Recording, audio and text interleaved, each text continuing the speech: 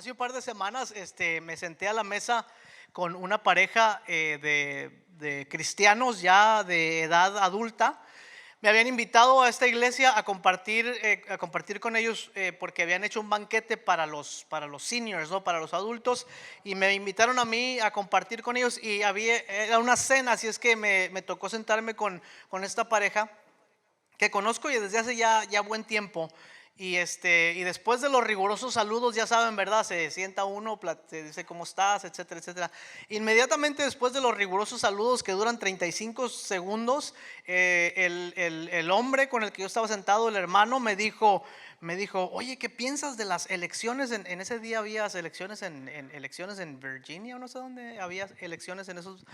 Me dijo, ¿qué piensas de lo que está pasando? Y le dije, no, pues ni he visto las noticias. No, me dijo, está terrible. El mundo se está. Y comenzó con eso a decirme, pues, lo que muchas personas percibimos a veces del mundo en que vivimos: que el mundo está de la patada y que todo se está viniendo abajo y que todas las cosas malas que pudieran ocurrir nos están ocurriendo ahora, y que hay malas noticias por todos lados, y que hay violencia, y que hay maldad, y que hay libertinaje sexual, y que bueno, y este hermano se pasó los siguientes 15 minutos hablándome de todas las cosas que estaban mal en el mundo y de cómo los cristianos estamos ahora en una posición donde pues ya no tenemos nada más que básicamente escondernos y esperar a que Cristo venga. Ese era más o menos lo que me estaba diciendo él. Y aunque quise comprender su sentimiento de temor y de falta de esperanza ante un mundo que tenemos que aceptarlo. Vivimos en un mundo que está de la patada, ¿no? ¿O no? Claro que sí, vivimos en un mundo afectado por el pecado, por la maldad, por la avaricia de algunos y por la opresión de otros, y vivimos en un mundo que pareciera que cada vez está peor. Sin embargo, la Escritura nos dice que el mundo es del Señor porque Él lo hizo, que la creación es de Dios. Dice que la creación es buena, muy buena, y Dios está en el negocio, para usar una palabra así que no debiéramos usar muy seguido, pero en la empresa de restaurar todas las cosas y traerlas para su gloria y su honra. Vivimos en un mundo que está poco a poco perdiendo la esperanza. ¿Se han dado cuenta de eso? Es más, yo creo que el advenimiento o la llegada de los aparatos electrónicos que nos pusieron el mundo en nuestras manos, porque antes no sabíamos lo que ocurría en Timbuktu, ¿verdad? Cuando nos levantamos en la mañana, hoy nos despertamos, abrimos nuestro teléfono, nuestra computadora, lo que sea, e inmediatamente el mundo entero se concentra ahí. Las noticias de toda la humanidad están ahí. De repente nos damos cuenta que están ocurriendo cosas en China, y que hay cosas en El Salvador, y que hay problemas en México, y que la gente se está muriendo en no sé dónde. Y entonces nos encontramos con este mundo donde pareciera que estamos perdiendo la esperanza constantemente. Entonces pienso yo que porque tenemos acceso a toda esta información constantemente, poco a poco los seres humanos hemos venido perdiendo la esperanza, y muchas veces nos hemos vuelto un poco más cínicos en cuanto a las cosas que ocurren alrededor nuestro. Es como cuando aquellos que han tenido la desdicha, la prueba de vivir en comunidades donde ha habido guerra, por ejemplo. Muchos hermanos de El Salvador entienden esto, ¿no? Por ejemplo, y de Guatemala también, cuando hubo los tiempos de guerrilla, y al principio la gente se aterrorizaba de ver una persona en la calle que había sido asesinada, pero a medida que pasaron los meses y los años y las personas seguían apareciendo en las calles, la gente perdió la sensibilidad, y entonces ya era así como que, pues es lo que es y hay que vivir así ya, ¿no? Entonces poco a poco, cuando las cosas se ponen peores, poco a poco comencemos a perder la sensibilidad y comenzamos a perder el pudor de estas cosas, y eventualmente empezamos a perder la esperanza. Y la temporada de advenimiento que comenzamos hoy, la primera semana de advenimiento, tiene como propósito reorientar nuestros corazones hacia una esperanza, la esperanza que hay en Cristo Jesús. Tiene como intención sacarnos del ciclo en el que nuestras vidas han caído, y reorientarnos hacia una esperanza mayor. Porque sabemos que inmediatamente después de Thanksgiving, que todos los que están aquí sobrevivieron, ya sé, y pudieron pasar los 2 días que pasamos comiendo como si el mundo se fuera a acabar, y el sábado comprando, y el viernes y sábado comprando como si el mundo va a dejar de existir, y sobrevivimos eso. Pero inmediatamente después de esos días comienza la carrera, el caos por los regalos, por los adornos, por la familia, por la comida, por las fiestas. Y la temporada, el calendario de la iglesia que comienza hoy, de hecho el calendario de la iglesia comienza hoy con advenimiento. El año de la iglesia comienza siempre con esta semana de advenimiento. Tiene como propósito reclamar el tiempo y el espacio que le pertenece a Dios. Que ese tiempo y ese espacio que la cultura nos roba, porque debemos darnos cuenta que el mundo en que vivimos tiene sus propias liturgias y tiene sus propias fechas conmemorativas, y estas fechas tienen como propósito el arrastrarnos hacia ciertas cosas, ¿no? Usualmente el consumismo y la comodidad y cosas como esas, y las festividades de la iglesia tienen como propósito el reorientarnos hacia la gran historia de Dios.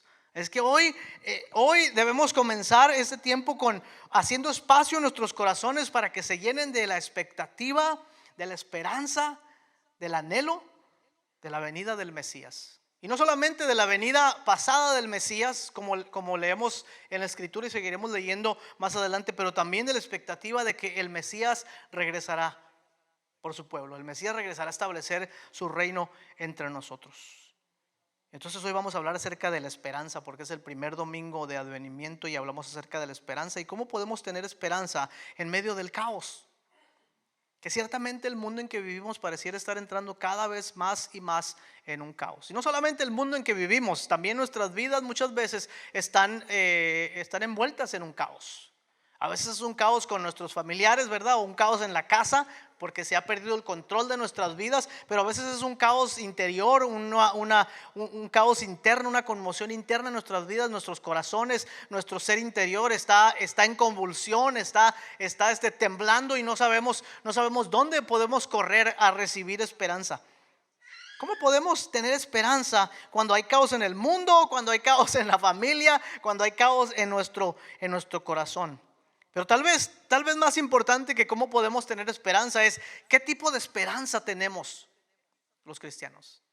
Porque podemos pensar en la esperanza como el anhelo, el deseo, incluso la idea de que las cosas van a estar bien, de que un día las cosas van a estar mejor, de que Dios va a usar todas las cosas para su gloria. Y es verdad, esas cosas son verdad. Pero creo que la esperanza del creyente va mucho más allá de un buen sentimiento de que las cosas van a estar bien. Es más bien la certeza de que Dios en nuestras vidas y a través de nosotros ha comenzado a reclamar para sí mismo todas las cosas que Él mismo ha creado. Nuestras vidas, las vidas de nuestras familias, el tiempo en que vivimos, las cosas que hacemos, la certeza de que Dios ha comenzado a establecer su reino en nosotros. Es que les invito a la porción del evangelio que leímos hace un momento en Lucas capítulo 21. Ahora sí lo voy a decir bien. Lucas capítulo 21 versículos 25 en adelante. Y como ya lo leímos anteriormente, únicamente vamos a estar leyendo algunas porciones más. Es un pasaje extremadamente difícil de digerir, porque son palabras que se conocen como palabras escatológicas o apocalípticas. Son imágenes que Jesús da acerca de un futuro cercano, pero también de un futuro lejano. Y la iglesia siempre ha tenido una fascinación, bueno, el mundo entero siempre ha tenido una fascinación por el futuro. Siempre queremos saber qué va a pasar después. Hay una razón por la cual la Biblia no nos dejó detalles acerca de los últimos tiempos, sino que nos dejó señales. Las señales indican a lo que va a llegar, pero no sabemos cómo ni cuándo va a llegar, ¿no es cierto? No son señales, son parecidas a las de andar manejando por un camino, pero sin poder ver las millas que nos quedan para llegar a cierto destino. Son más bien señales que apuntan hacia algo. Y las señales de la Escritura, cuando hablamos de escatología o de los últimos tiempos, o hablamos de profecía, son señales que apuntan hacia Dios y que apuntan hacia la obra de Dios en la humanidad entera, pero no necesariamente nos dan ni fechas, ni días, ni señales concretas que debemos buscar. Pero si ustedes se dan cuenta, siempre estamos obsesionados con el futuro. obsesionados con descubrir lo que quiso decir cuando dijo esto o lo otro, y a veces en tratar de descifrar las señales que no existen, perdemos la enseñanza que Jesús nos estaba dando. Así es que leemos otra vez el pasaje muy rápidamente. Jesús entonces dijo: habrá señales en el sol, en la luna y en las estrellas, y en la tierra angustias de las gentes, confundidas a causa del bramido del mar y de las olas, desfalleciendo los hombres por el temor y la expectación de las cosas que sobrevendrán en la tierra. Estamos hablando del caos, ¿verdad? Porque las potencias de los cielos serán conmovidas. Entonces verán al Hijo del Hombre que vendrá en una nube con poder y gloria. Una alusión a Daniel capítulo 7, cuando el Hijo del Hombre, en este caso el que viene en las nubes, o que asciende en las nubes hacia el trono de Dios para ser vindicado, él dice: verán al Hijo del Hombre que vendrá en una nube con poder y gloria. Estas imágenes que estamos leyendo son imágenes que Jesús toma prestadas de su herencia judía. Y ustedes tienen una Biblia con referencias, van a poder encontrar que hay referencias a Isaías, a Jeremías, a Daniel y a varios de los profetas del Antiguo Testamento. Entonces lo que Jesús está haciendo, no está diciendo: miren, esto es lo que va a ocurrir, ustedes van a mirar el cielo y van a poder mirar que se pone rojo. No está diciendo eso, está usando señales que los profetas usaron para hablar de una conmoción que existe, de cosas que están ocurriendo, pero no necesariamente son así como él las está describiendo. Más bien está utilizando figuras para que nosotros nos demos cuenta que hay algo que va a ocurrir, y algo grande va a ocurrir o está ocurriendo, y la gente está perdiendo la paz, está siendo confundida a causa de estas cosas. Versículo 27: verán al Hijo del Hombre que vendrá en una nube con poder y gran gloria. Ya lo dije antes, Daniel capítulo 7. Cuando estas cosas comiencen a suceder, erguíos y levantad vuestra cabeza, porque vuestra salvación está cerca. ¿A cuántos les gusta el box acá? Íralos. En el box o en otros deportes de contacto, una de las cosas más divertidas para ver son los presentadores, ¿no? Cuando antes de empezar la pelea, el presentador agarra su micrófono, usualmente tiene una hermosa voz, y hace como en los tiempos antiguos se presentaban los gladiadores, hace también su mejor esfuerzo para presentar al único, al invicto, al más grande de todos, y presenta las cualidades de un peleador, de un boxeador, y después presenta las cualidades de otro peleador, ¿verdad? Y también le echa toda la crema a los tacos, y nos presenta con estas cualidades. En una esquina está uno y en otra esquina está otro. Y este pasaje que estamos leyendo y los versículos anteriores a pudiéramos, a riesgo de ser un poco irreverentes, espero que no, pero pudiéramos arreglarlos como una pelea de box.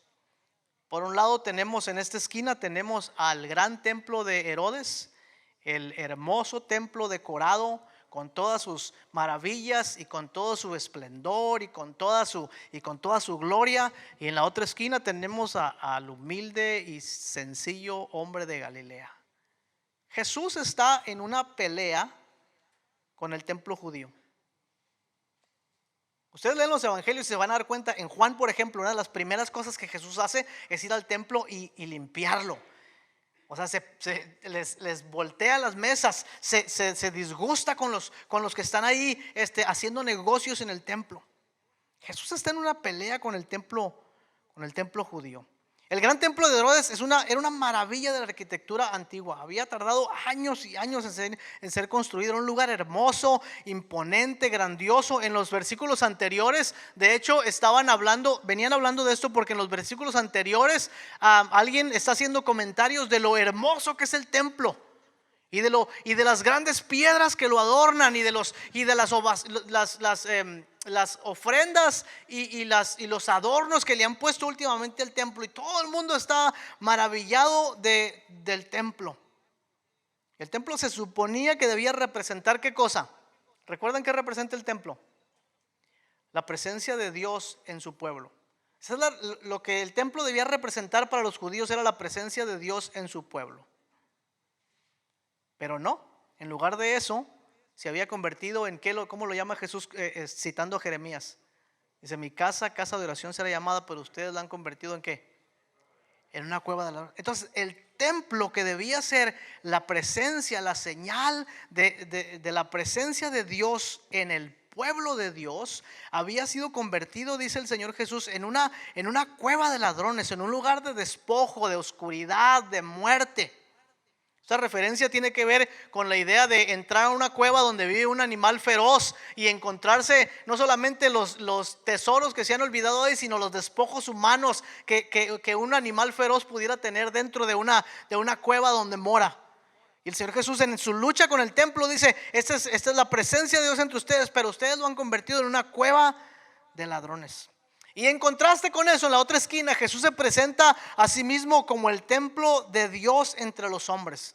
Él dice en otros pasajes de la escritura, dice: derrumben este templo y yo lo edificaré en 3 días. Y la gente no entiende, dice: ¿cómo, si tardaron no sé cuántos años para construir el templo y tú lo vas a edificar en 3 días? Y el narrador del evangelio dice: pero él se refería a su propio cuerpo. Jesús se ve a sí mismo como el templo de Yahweh en Israel. Es decir, que él se ve a sí mismo como aquel que representa, o más bien aquel que es la presencia de Dios en su pueblo. Y alguien tenía que tener la razón. Si el templo de Herodes es la presencia de Dios en su pueblo, Jesús no puede ser la presencia de Dios en su pueblo. Y si Jesús es la presencia de Dios en el pueblo, el templo de Herodes no puede ser la presencia de Dios en el pueblo. Solamente puede haber un campeón en la pelea. Solamente uno puede quedar de pie.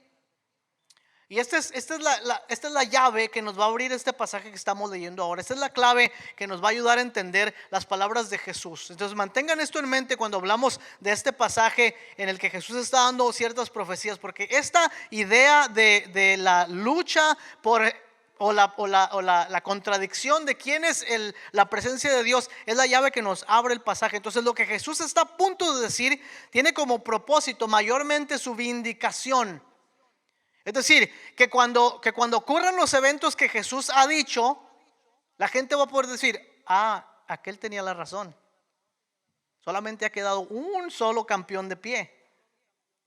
Solamente ha quedado uno que puede permanecer. Entonces, si el templo permanece, Jesús no es el Mesías. Pero si el templo no permanece, entonces Dios ha venido a habitar en la persona de Jesucristo. El reino de Dios se ha acercado a nosotros en la persona de Jesucristo. Entonces veamos los eventos que estábamos leyendo ahora, versículos 5 y 6. Vamos a ir un poquito más arriba.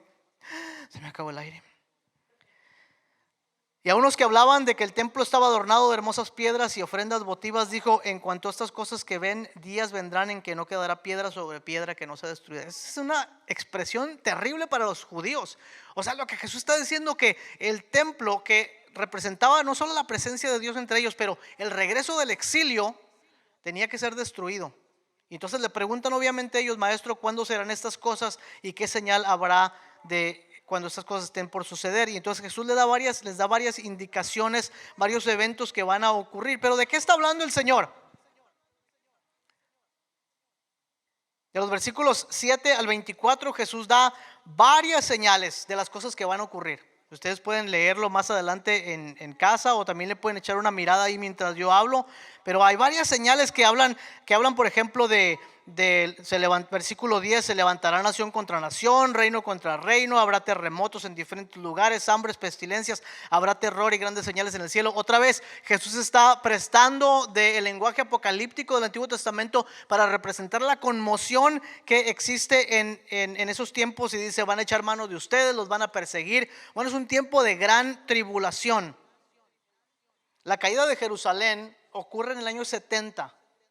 En el año 70 el general romano Tito va a sitiar Jerusalén, y después le va a prender fuego. La va a destruir completamente. Van a hacer una masacre de los judíos en el año 70. Van a hacer que en el templo no quede piedra sobre piedra. Van a matar tanta gente que el historiador judío Flavio Josefo dice que cuando quisieron prender la ciudad, no pudieron quemarla porque la sangre que corría por la ciudad apagaba el fuego con que querían prender las estructuras. Y dice el mismo historiador que la sangre de los judíos llegaba hasta la rodilla de los caballos. Pueden imaginarse el río de sangre que había por la ciudad. Y cuando trataron de prenderle fuego no pudieron porque habían devastado completamente la ciudad. Esto ocurre en el año 60.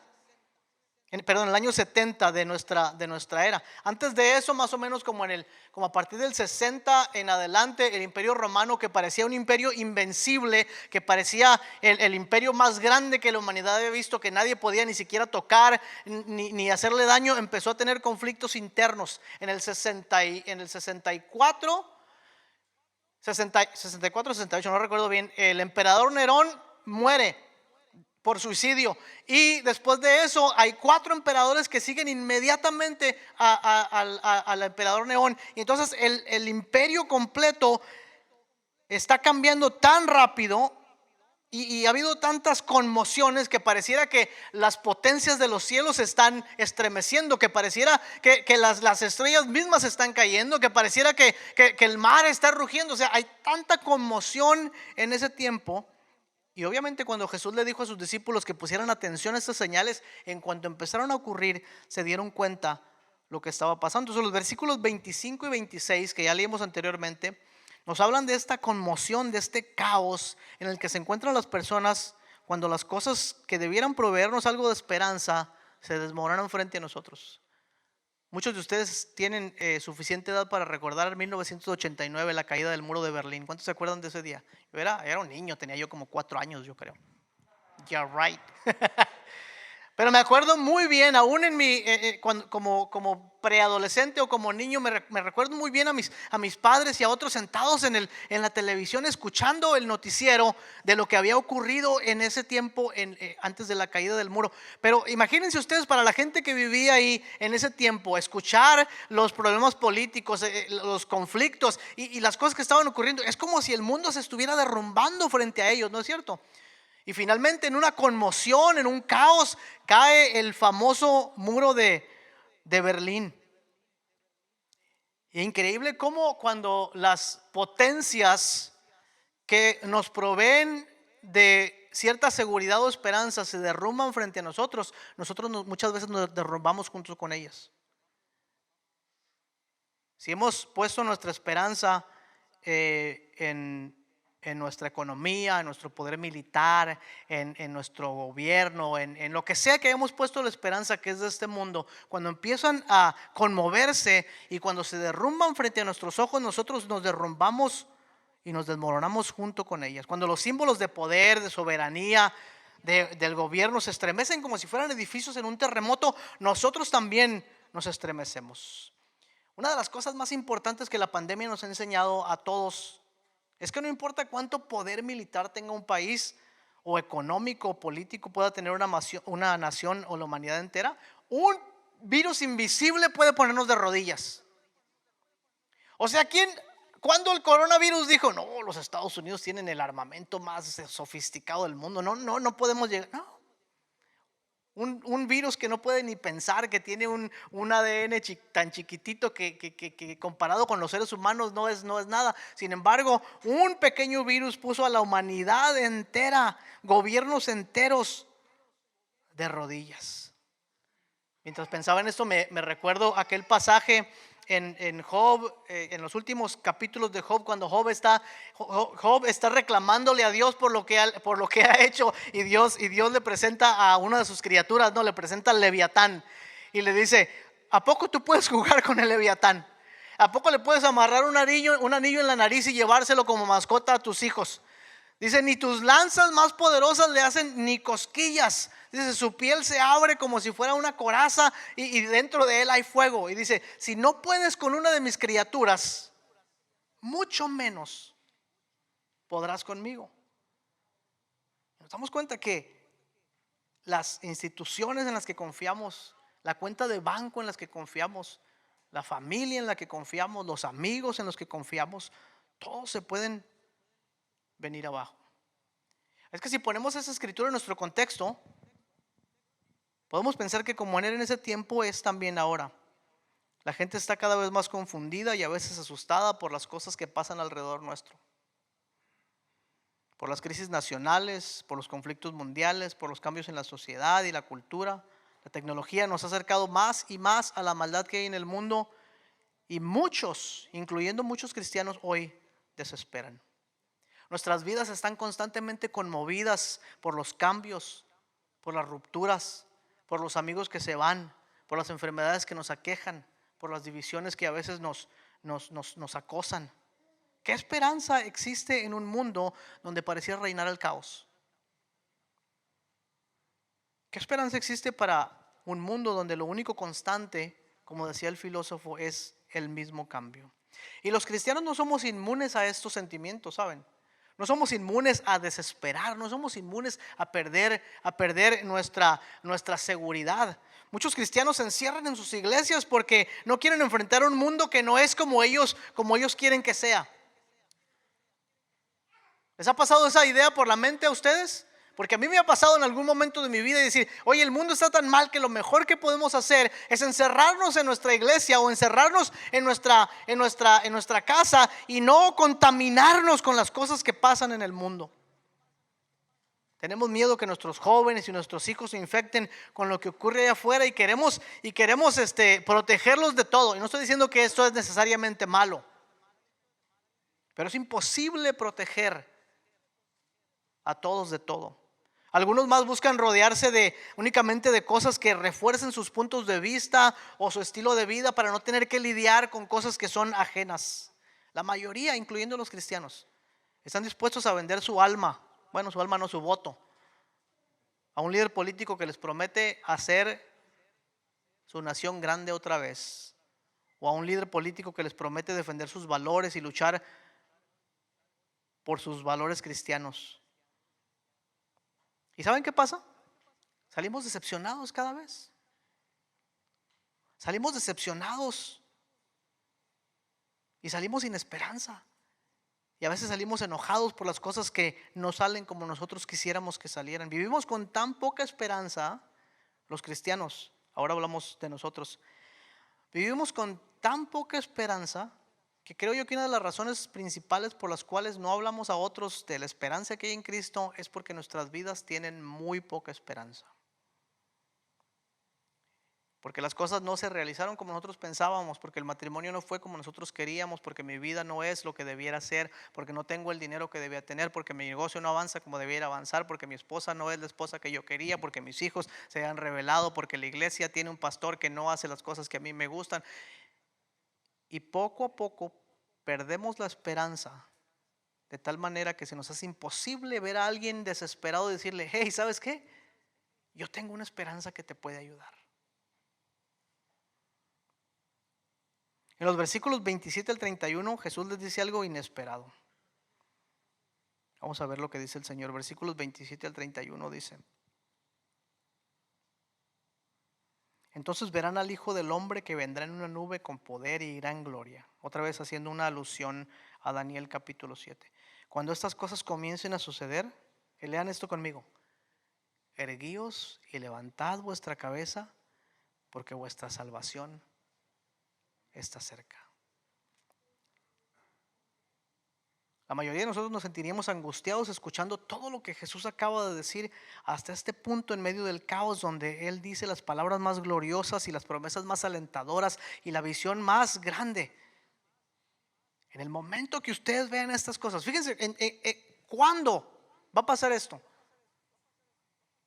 En medio del caos, en medio de la tormenta, en medio de la prueba, en medio de la dificultad, en medio de la conmoción, en medio de la caída de los poderes, en medio de la caída de nuestros planes, en medio de las cosas que no están saliendo bien, en medio de esas cosas, no cuando esas cosas hayan pasado, no antes a eso, pero en medio de esas cosas el Señor dice: cuando ustedes vean esas señales, levántense y levanten su cabeza, porque vuestra salvación está a la puerta. Entonces lo que para cualquiera en ese momento parecían las señales de que todo había terminado, de que toda la esperanza había terminado, de que no hay mañana, es para Jesús y por consecuencia para nosotros el comienzo de una nueva era.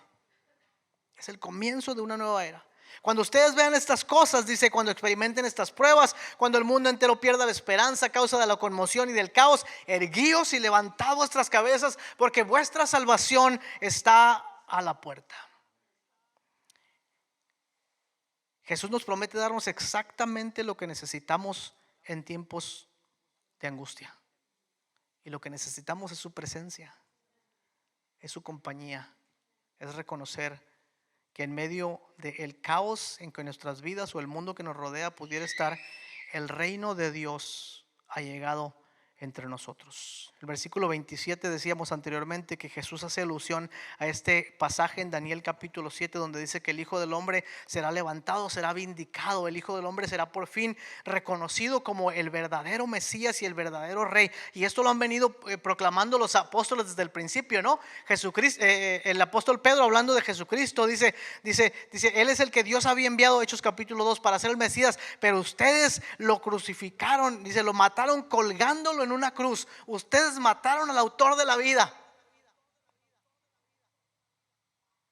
Es verdad, la muerte por la cruz viene primero, pero en el caso de Jesús, la muerte por la cruz no es la derrota, es la derrota de los poderes espirituales y los poderes terrenales. El apóstol Pablo, más adelante, hablando de este asunto de la cruz, dice: si los grandes de este mundo hubieran sabido en la que se estaban metiendo cuando crucificaron al Señor, nunca lo hubieran hecho. O sea, si ellos supieran que al crucificarlo y darle muerte, ellos estaban dando muerte a ellos mismos, firmando su sentencia de muerte, nunca lo hubieran hecho. Y esta es la historia que el Evangelio proclama una y otra vez en nuestras vidas. Lo que el Evangelio nos dice precisamente eso: que Dios en Jesucristo ha reconciliado todas las cosas y que nuestra esperanza está firme en Él. Que si ponemos nuestra confianza en Jesucristo, no importa cómo estén las cosas alrededor nuestro, no importa qué tan difíciles se vean, cuánto caos hay en ellas, cuánta conmoción de lo que nos rodea, nuestra esperanza es una persona, es la persona de Jesucristo. ¿Por qué? Porque Él con su propia vida ha demostrado que no hay ninguna cosa que pueda truncar los planes de Dios en nuestra vida. En la cruz el Señor Jesucristo demuestra que aún las cosas más horribles y espantosas que puedan ocurrirle a una persona que confía en Dios, el Señor tendrá la última palabra en nosotros. Con su muerte, con su resurrección, el Señor Jesucristo viene a liberarnos de una vida sin esperanza, de una vida en la que únicamente vivimos para atesorar cosas que creemos nos darán seguridad. Pero ¿sabes qué? Si tú entregas tu vida al Señor Jesús, si tú le das tu corazón, si comienzas a seguirle, te vas a dar cuenta que la verdadera seguridad está en Él. La verdadera seguridad no está en las cosas que puedas poseer, porque realmente no poseemos nada. La verdadera seguridad está en el Señor Jesucristo. El reino de Dios, dice, viene ahora sobre la tierra con todo poder. Hace crujir las montañas, hace estremecer los mares. Jesús habla de esta gran agitación a medida que una era, la era vieja, el siglo presente, le da paso a la nueva vida de Dios, al nuevo reino de Dios, al amanecer de Dios en la humanidad. Así es que el reino de Dios, dice Jesús, vendrá a estrellarse con toda su plenitud en este mundo de maldad. Y este día hoy, este día de advenimiento, anticipamos ese nuevo futuro de Dios en nuestras vidas. Los versículos 34 al 36 nos dicen cuál es nuestra verdadera batalla. Leamos al final, versículo 34 y 36. Dice: mirad también por vosotros mismos, que vuestros corazones no se carguen de glotonería y de embriaguez y de los afanes de esta vida, y venga de repente sobre nosotros aquel día, porque como un lazo vendrá sobre nosotros. Que no nos carguemos de los afanes de esta vida. ¿Cuál es nuestra verdadera batalla en esta vida cristiana? No peleamos una lucha con banderines y con ejércitos o con ejércitos al frente de nosotros en la retaguardia. No estamos inmiscuidos en una guerra de espionaje contra los poderes del mundo. No estamos tratando de infiltrar cristianos en el gobierno para que hagan la voluntad de Dios. No estamos tratando de cambiar la sociedad únicamente como si fuera lo único que tenemos que hacer o nuestra única esperanza. No. La lucha del cristiano es una lucha de esperanza. Es una lucha por la esperanza. Porque mientras todo el mundo pierde la esperanza, los cristianos la elevamos por encima de todas las cosas. Piensen en esta verdad. Mientras el mundo entero dice las cosas van mal, la sociedad va mal, esto va mal, lo otro va mal, nosotros elevamos la esperanza y decimos: sí, ven, Señor Jesús. Sí, ven a reinar otra vez, Señor Jesús. Y nuestra esperanza no está en que las cosas se van a componer nada más por componerse. Nuestra esperanza es que un día toda la creación entera, los cielos y la tierra, quedarán bajo el gobierno y la autoridad de Jesucristo, quien es el Rey de Reyes y Señor de Señores. Cuando nadie cree en el amor, ¿Qué hacemos los cristianos? Amamos. Bueno, debiéramos amar. Cuando la mayoría desprecia el matrimonio, ¿qué hacemos los cristianos? Honramos el matrimonio. Cuando otros ridiculizan la pureza sexual, ¿qué hacemos nosotros? Buscamos la pureza sexual. Cuando el mundo considera a la iglesia irrelevante o anticuada o nociva, los cristianos, ¿qué hacemos? La defendemos. Defendemos la iglesia del Señor. Cuando todo el mundo ha perdido la esperanza, los cristianos esperamos. La batalla es de los que esperan. Y la batalla es también por la misma esperanza. Entonces dice el último pasaje, y ahí termino este momento. ¿Cómo debemos estar esperando? Ya sabemos que esperamos en Él, que no solamente tenemos este buen sentimiento de que un día las cosas estarán bien, que es verdad también, pero esperamos en la presencia del Señor otra vez corporalmente entre nosotros. ¿Cómo esperamos? ¿Cómo debemos estar a la expectativa? ¿De qué cosas debemos estar a la expectativa? ¿Cómo evitamos rodearnos o enredarnos con las cosas que nos roban esta esperanza? Y aquí es donde el mensaje del Señor tiene que llegar a nuestros corazones de una manera individual, a nuestros hogares. ¿Cuánto de la esperanza que hay en Cristo hemos nosotros puesto a un lado para buscar seguridad en las cosas que no son del Señor? ¿Cuánto nos hemos dejado enredar, como dice ahí el pasaje, y nos hemos dejado enredar nuestros corazones de glotonería y de embriaguez y de los afanes de esta vida? Y habla de eso en el despuesito del día de Thanksgiving, glotonería. Embriaguez no se aplica aquí a la iglesia de Casa de Luz, pero a otros lugares sí. Entonces, ¿qué esperamos nosotros y cómo debemos esperar? ¿Y qué tipo de esperanza es la que nosotros tenemos? La esperanza de que el reino de Dios ya se ha acercado a nosotros en la persona de Jesucristo.